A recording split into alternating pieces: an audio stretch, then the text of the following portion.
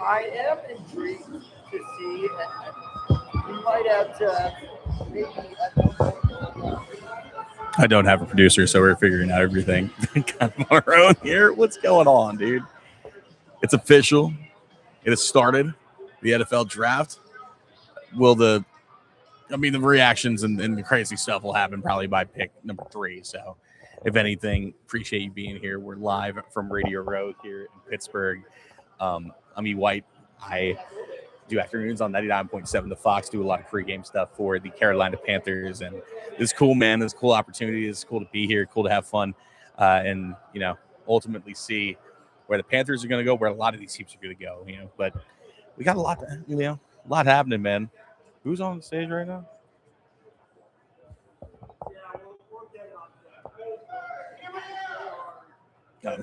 And, of course, Goodell's got booze. Shocking. We expect nothing less.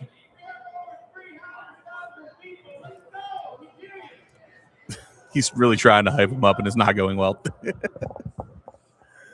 Oh, man. If you're in the chat right now, let me know what team you're part or team you're a fan of. Let me know who you're following, who you're hoping your team gets. That's what it's all about, man. This is the fun stuff. We've got weeks and months and what feels like since February of speculation, right? Of where a team's going to go, unless you're the Las Vegas Raiders, in which case it's been Fernando Mendoza from the start. And now here we are. Finally, the tone is set, the scene is set. More and more fans, you can kind of see them from here, trickling in. A lot of Steelers fans, obviously. They got the most picks in the draft this year with 12. A lot of things they could use, a lot of positions they could go for. And you know what? Here's the thing. I think a lot of people will look at Pittsburgh and be like, yeah, this is like, I wouldn't say this, they're like, oh, this isn't really a luxurious town to do the drafted. Yeah, like, why isn't it in Miami or New York? It's just like, here's the thing. So much passion from this fan base. And, going from, you've seen it, right? They're going in the direction of passionate fan bases. Last year in Green Bay, which if you've ever been to Green Bay, it's just that whole situation out there in Titletown is something special. It's really a remarkable football town, just because it's just they plopped a stadium in the middle of just a neighborhood in eastern Wisconsin and said, you know what, we're going to see what happens here. And just the energy last year was really great. It was really something special. So here we are now in, a much bigger situation. What we got out here?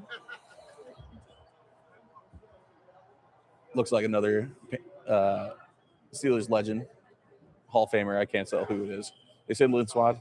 They say Lynn Swann. Who did they say that was? Yeah, it's Lynn Swann. Okay. Steeler great. One of the best wide receivers of all time. Multiple-time Super Bowl champion. It's not shocking. Oh, there he is. And who's the other guy? I don't know enough about the Steelers, dude. I'm not going to lie to you.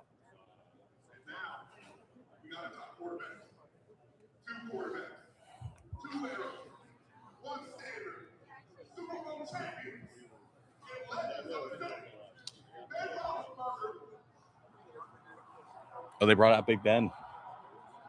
Okay. All right.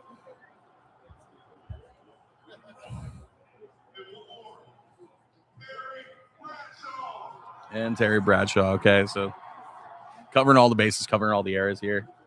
Historic franchise, makes sense.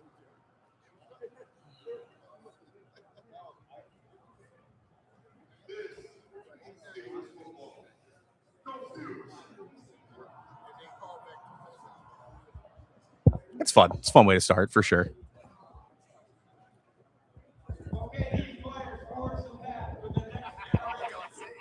We'll come back in a minute here. They're still going through the pleasantries and everything. Once they finally get somebody on the clock, we'll get back into it, kind of chat through, see what's good. But yeah, man, a little live draft coverage, some live reactions right here from Radio Row. Appreciate you being here.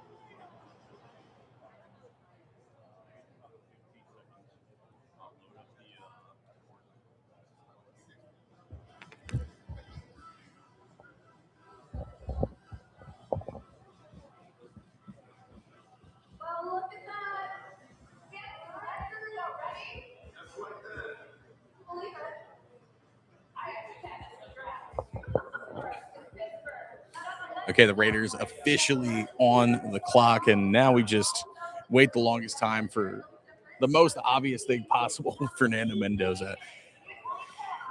In what could be described as one of the weakest quarterback drafts we've seen in quite some time, Fernando Mendoza obviously a nice highlight.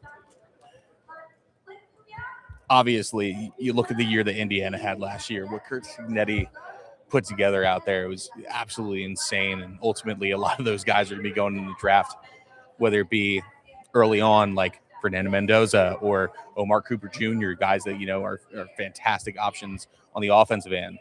D'Angelo Pons is a guy who's going to be going at one point within these first 2 rounds. Even later on, come like day 2 or day 3, center prospects, Pat Coogan's a great one.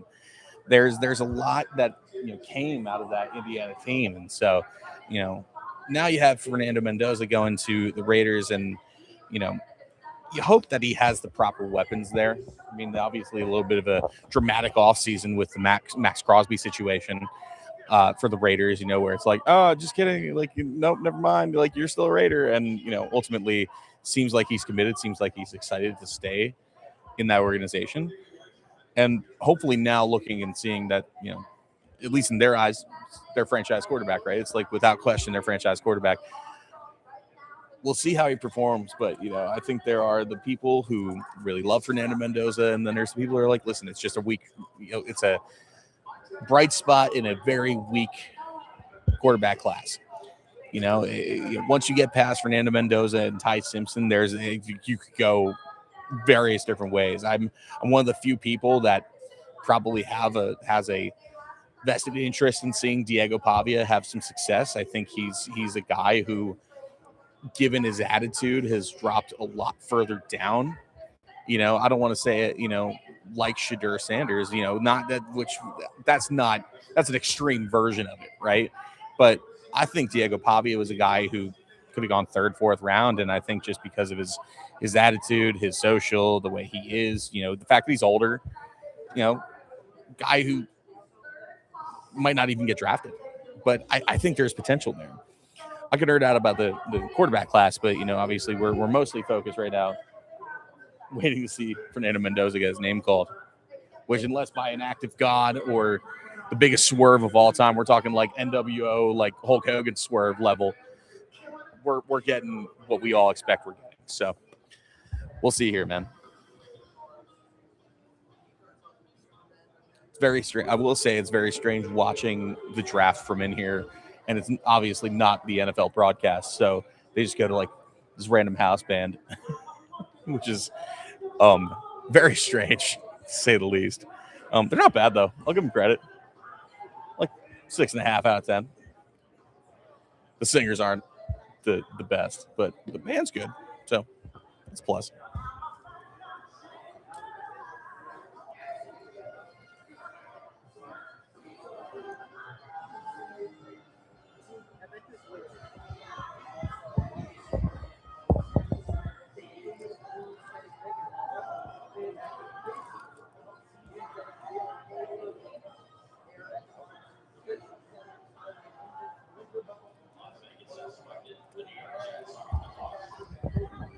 The pick is officially in for the Raiders, which we will get to see here momentarily. And then the fun starts.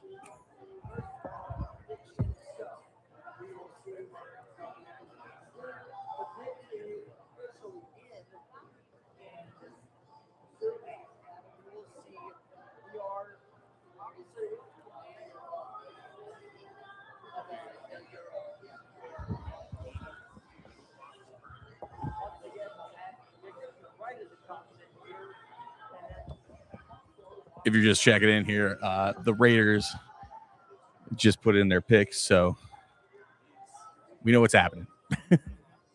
It is like the least anticlimactic, or it's the least whatever, you know what I mean? It's like watching a horror movie on Netflix. You know exactly what's going to happen. Everybody's going to die. It's going to be stupid at the end, and then they're going to be like, "Oh, I'll fake you out," and just be like, "Oh, just kidding. No, nobody died. Just kidding. They all did." So it's like a Saw movie. It's just predictable. Man. I'm interested to see what the Raiders do the rest of the night. You know, will they trade up for another pick? Will they try to make some more moves? Who knows? They got a lot to fill, you know?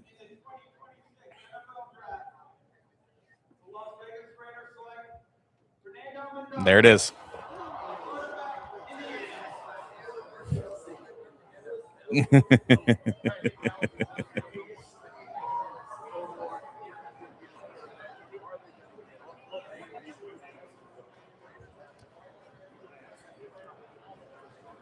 Well, there it is. Fernando Mendoza, officially a Las Vegas Raider, showing his home right now. You see the War Room out there in Vegas, which that's a beautiful looking war room. Oh, no, sorry, in Coral Gables, Florida. Sure. Okay.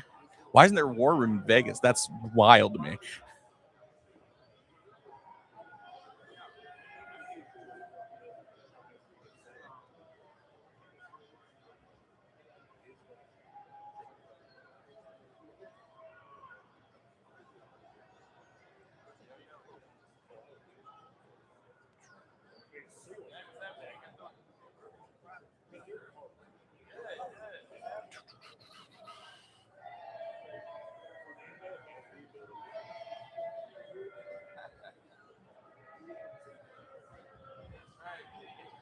There you go.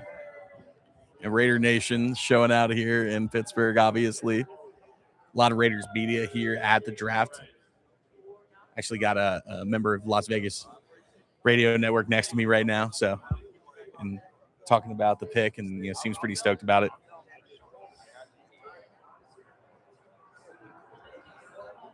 Again, worst kept secret in the NFL. You know, we all knew it was going to happen, but that's okay. You know, now the fun starts.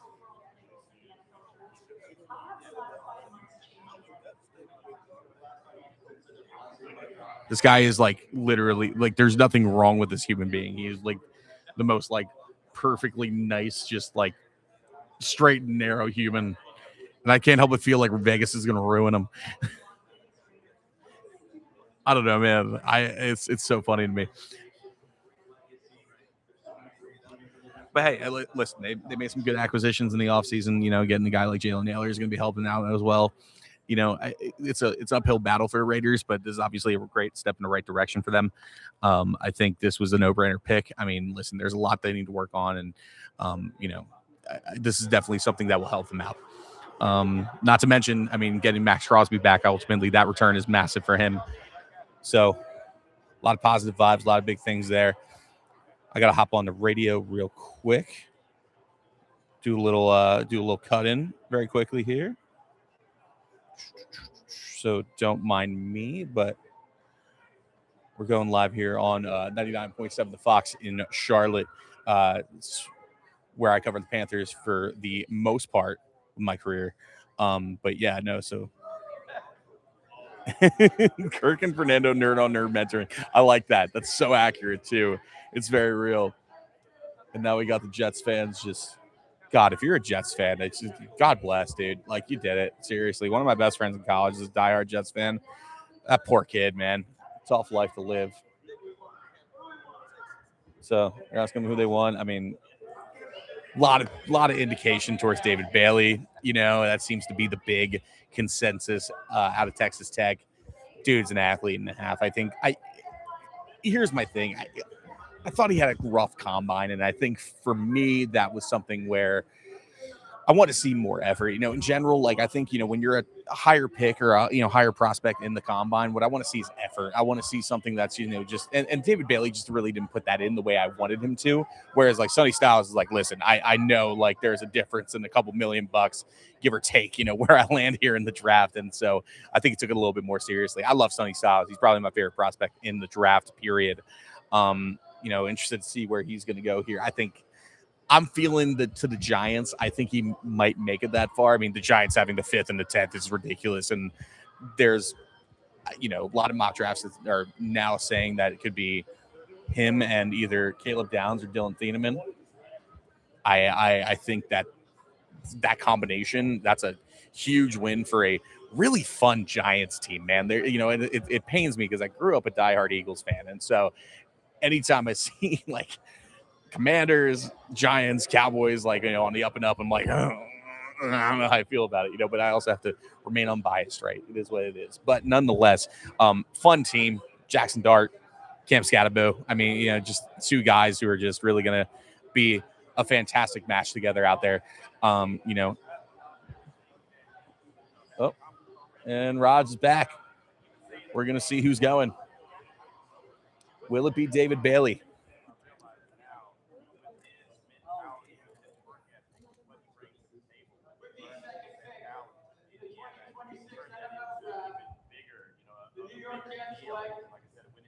There it goes. Yep. Okay. It was going to happen. Again, it felt like, I think that's a good pick. He's here at the draft, which is super fun. So 17 prospects are here at the draft tonight. So that's been pretty cool. And obviously that's really awesome. So that's fantastic. Seeing that, some of these guys get to, celebrate here. Right. I mean, there's the situations like Fernando Mendoza or, just in general, I think since the pandemic, more and more players have wanted to just make accommodations for their family, and totally get that. Right. That is more than understanding. But to be able to be in Pittsburgh and be able to celebrate amongst the fans and amongst your family and really taking that moment in such an interesting, special way, I think it's awesome. So I think David Bailey's, listen, it's a good get for the Jets. I mean, the Jets just need help more than anything else, man. But here we are. Two not very surprising things back to back here in the NFL draft. Now it gets interesting going into Arizona's pick. A lot of people talking about Jeremiah Love. A lot of people talking about Sonny Styles. Obviously, Arbel Reese is still probably the best player available. Where do they go? I mean, only time will tell. So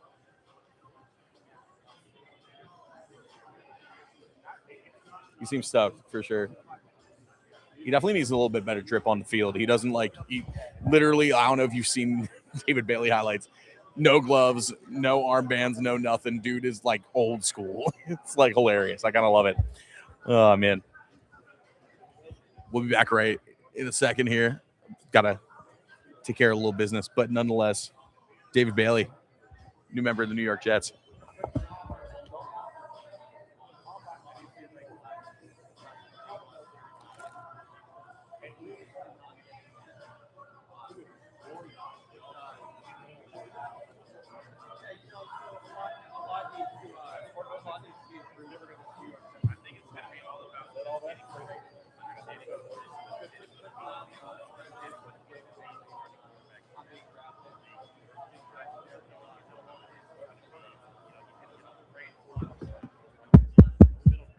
One, two, 1, 2.